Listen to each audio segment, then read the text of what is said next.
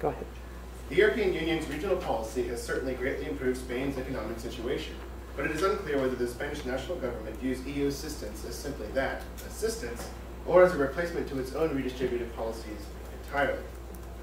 Regional policy is what we might call in America constituent service, or sometimes in more negative tone, pork barrel spending.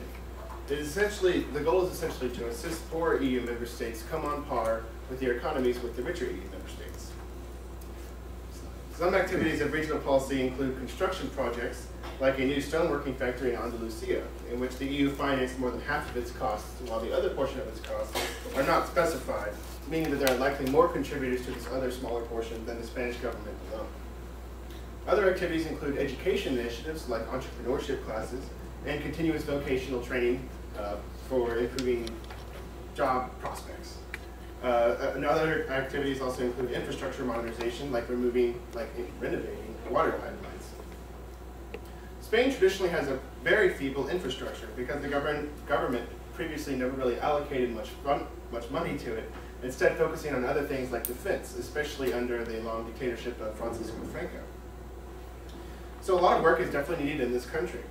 Its GDP in 1995 was only 92% of the EU average, and largely thanks to regional policy, it is now 106.8% of the EU average. But keep in mind that Spain joined the EU in 1986, and in 2004 there was a large enlargement of the EU with former Soviet bloc nations, which kind of drove the average GDP down in the European Union. From 2000 to 2005, 377,000 individuals in Spain were granted funds for starting small businesses from regional policy, and 2.5 million were given free job education seminars. From 1995 to 2004, over 1,200 kilometers of roads were built, like a new bridge along the Portugal border, which was built entirely with EU funds, costing about €3 million, saving roughly 1.2 million hours of travel time due to the new roads per year.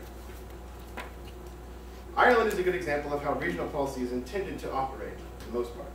At the time of accession, its GDP was only 64% of the EU average, about 1973, I believe.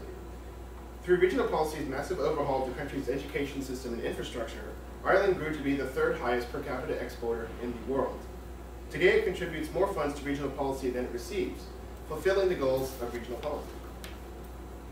As mentioned earlier with the stoneworking plant in Andalusia and the new bridge along the Portugal border, the EU regional policy often provides more support than the Spanish government does on major development projects.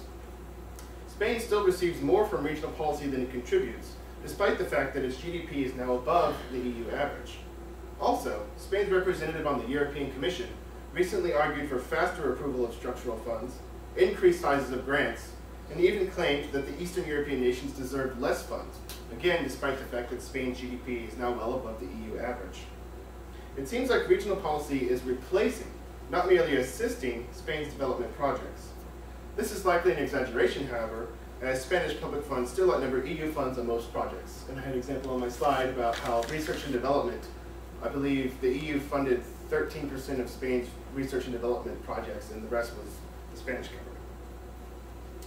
While Spain might still provide more funding than the EU on most major projects, it seems that Spanish government officials are eager to relinquish more control.